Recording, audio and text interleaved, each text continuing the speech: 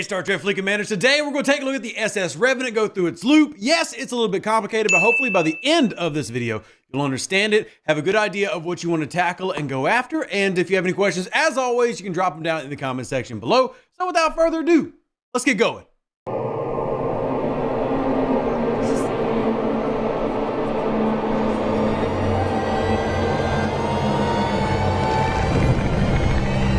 Fancy intro music, yeah! Woohoo! So real quickly, the first thing I wanted to note about this new ship is there's a day one free-to-play path that I get to include in this video. I'm quite happy about. Now, if you are a applicable level player, remember this is a ship for level 42 and above. If you go to your Continuum Refinery, you will find the following to allow you to unlock this ship. Will take 100 days. Now, don't forget there's also a mission that if you complete part 8 of the mission will give you 10 Revenant blueprints. So your free-to-play path has been presented day one, which is fantastic. Scopely, if you do happen to watch this video, please continue to do that, because clearly the ship still sells even if you give a free path day one. We like that. Big thank you. But free-to-play path available to everybody. Very nice. Want to make sure everybody had it before we got too deep into the minutia of this ship. So let's talk the Revenant loot, because there's a lot to it, and as you can see as I throw on the screen, there's layers to it. And this is why we call it the Stella 2.0, is it has a scrap mechanic, an armada mechanic, and a hostile mechanic tied to you acquiring research, materials, resources, etc. So it's taking a loop that already existed, or at least the idea of how it was structured, and bringing it to the future with more relevant items. So let's start with what that looks at. The immediate grind is pretty simple. You build the ship, and there are two main armadas that you want to focus on that you'll see people working towards. Now, I do want to point out, be very careful about which ones you target. If you have not evolved your ship, which we'll get into in a second, that can be quite hard. So there are solo armadas and group armadas. And yes, there are limitations to which ones here you can go after. But the main premise here is you'll beat these, and these will give you the loot that you need to then go after all the goodies in the store, which is going to be, again, those research parts. And we'll talk about research here in just a second. But starting point, you grind the regular hostiles, which came out last month. Chaos, little emblem. See them right there? Yep, little chaos modules. You want to grind those, and that's going to be part of your rungs. But for the ship itself, you're doing one of these two types of armadas. You're doing the group ones, which you can see here. Be very careful of these, as there's limited sourcing, so make sure you plan these correctly with your group. And then there are solo single ship armadas that only you can do with a singular ship, that all have their own unique abilities here.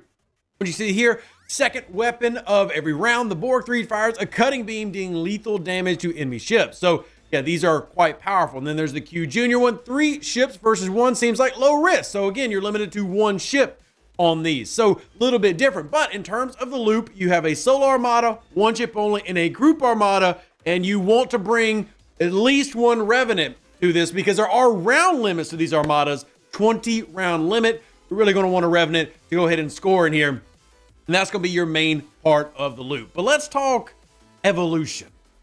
Let's talk evolution. Yep, that one.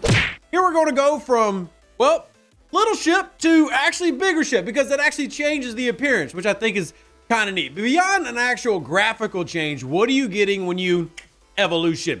Well, here's what you're going to do. Number one, knowing the steps of when to do it. You're going to do it at tier 5, tier 10, tier 15. That's when you're going to do the scrapping so that you can evolve. And with the evolution, there's a one-time gift you'll receive for each that, depending on how you view the loot, maybe you see it as quite lucrative, and maybe if you view this video 3 years from now, maybe the amount of materials you're getting isn't that great. Well, you determine that for yourself. I'll simply provide what those numbers are here on the screen.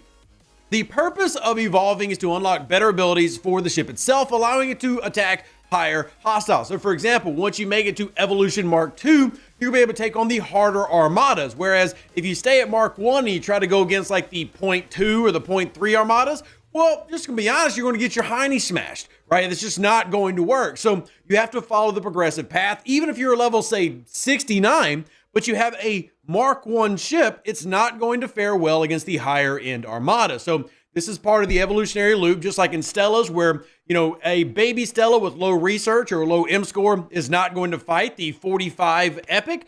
But if you get it to tier 9, you've done your research, you could beat the 45 epic. So similar structure, just a little bit different, whereas the armadas are actually different, whereas in Stella, they're all the same, just segmented by level. Here, they're segmented by level and this nice little caveat of the, the notion of 0.1, 0.2, etc.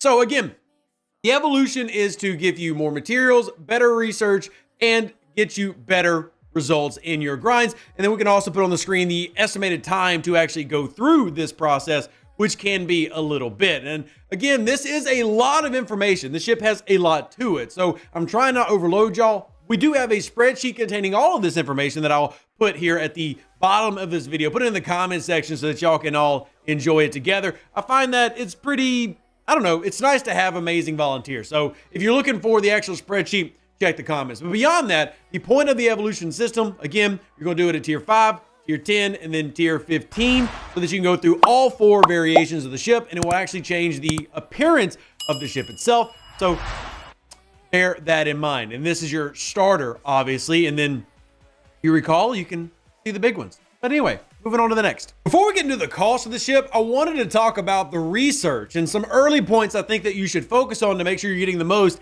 out of the ship that you absolutely can. So I did include this here just because I think it's cool. This is the final form of the ship. It's basically Frieza from Dragon Ball Z. Lots of evolutions, and this is Frieza's final form. But with this, you're also going to be able to get, as you can see over there, the bonuses to your upgrades, etc. But to get to this point, you've got to go through research. And I want to really harp and focus on the points that I believe are probably early pain points to make sure y'all avoid them. The number one thing I'd say that you need to focus on in the research tree is the loot research. However, there's a close second with the warp, assuming they don't do an upgrade there. But if you go into your Starship's tree, you'll scroll all the way to the right, and you're going to find a lot of different researches that this is going to help you with. You have stuff that is actually very nice for improving efficiency to different things. You have Nova Squadron cost efficiency, you have Protomatter cost efficiency, you have ship resources, Sigma resources, ship material cost efficiencies. In fact, this tree is loaded with cost efficiencies.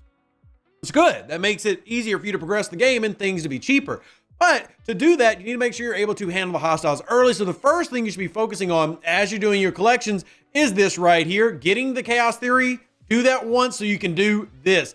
El-Aurian Revenge Strategies is the most important early research to grab here because it is increasing the amount of loot that you get from the armadas. As you can see, the Borg Type 3 and Solar Armadas while on the Revenant. This is critically important to make sure that you're getting what you need, because if you don't pick up that first, you're going to notice this to be an early slog. Like, hey, I'm not getting enough to do my pulls, and that can be very, very frustrating. Now, as far as the research tree itself goes, there is a lot of value here, as I just kind of rattled off with things like this, the Nova building, making that more efficient. We know how much value that has with its own research tree for your 6-star players. There are nice little things like construction speeds, and then getting into, of course, the Sigma stuff that you're going to enjoy if you're going into G6.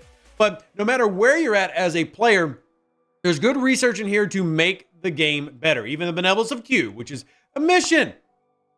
Who likes missions? Super highways, though. Everybody likes the super highways, allowing you to get places quicker. And again, like I said before, this is going to be important to get the warp range, especially if you're a higher level player unlocking this when the ship just came out. You're going to notice the warp range feels a little limited. Now, it does vary a lot based on where you're at for level. For example, if you're an Ops 42 player, the warp range is, I don't know, I think starting off like 110-ish for you.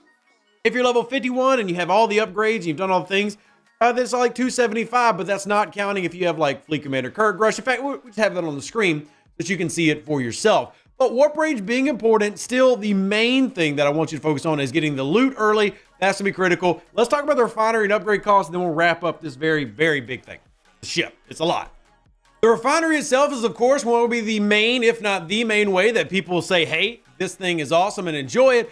And you should see your nice little particle gift. Again, this is nice to collect because I just said, hey, that research, you want to go ahead and grab that. So gives you a starting point to work from. And then here, of course, are all the different things. There is a claim here for the directives. Go ahead and do that. You will notice timers. And yes, I will agree, timers are annoying.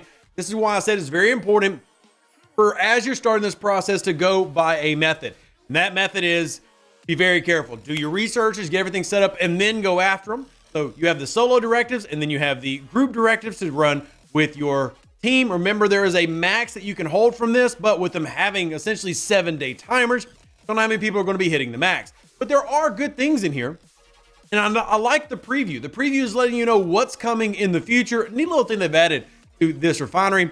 But the main thing that you're going to be focusing on are these rewards, especially the armada boxes. So here is the first set. This is what I would get if I was doing an exchange. You can see it is commons, it's speed ups, but it's a start. More importantly, Nexus particles and ship parts to upgrade my Revenant. Furthermore, you have this set of armadas, same idea, simply what you'll be running with your group. And again, make sure you've done your loot researches to get as much as you can out of this. And then you have the fabricators over here that you can turn in this currency, the fabricator chips, to get the materials. Now that's again part of that loop. We're talking about evolution and everything, and getting all these chips is nice through your refinery. And you'll have bigger gifts that are one-offs, and then you'll have these which are able to be redeemed whenever you want. So for me, that's huge, allowing me to get more 5-star rares or 5-star gas, and it's going to help me progress. And obviously, as level 40 is as well. This feels very similar, assuming you're able to do the loop regularly with your groups,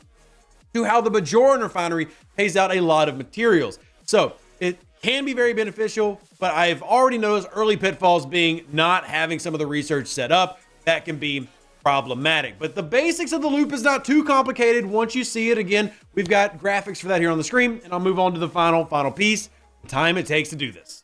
Last but certainly not least, how long does it take to actually upgrade this thing, use it, etc., etc.? And of course, we've got a graphic. Shout out to all the people like Jules, Quazel, Blue, Tarpy, everybody who helps us put in data, and y'all are amazing. But as of now, again, and you're seeing if you're doing your double pull and a single pull of group, it would take you a little over a year, 354 days. Again, but that is really specific to how many boxes you're able to pull and how consistently. That also doesn't include any events that might help us in the future, yada, yada.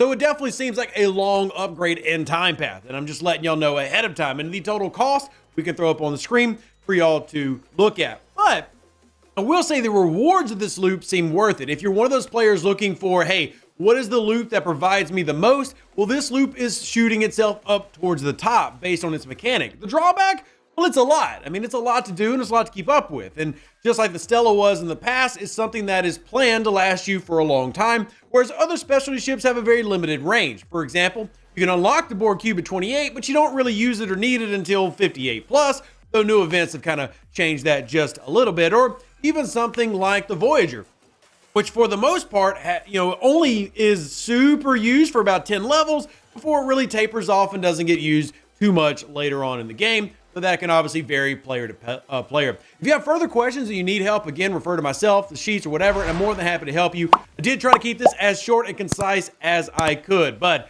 I will not deny this is a lot to unpack, and hopefully this video helps you get the basics down. Live long and plunder. Stay safe with the Space Cowboys. Deuces, that's me. Catch you on the next Star Trek League Men video. I appreciate all of you. Love you so much. Thank you for supporting my family. Happy holidays, Merry Christmas, and see you on the next one. An even better outro than the intro. For the Empire and glory to your house.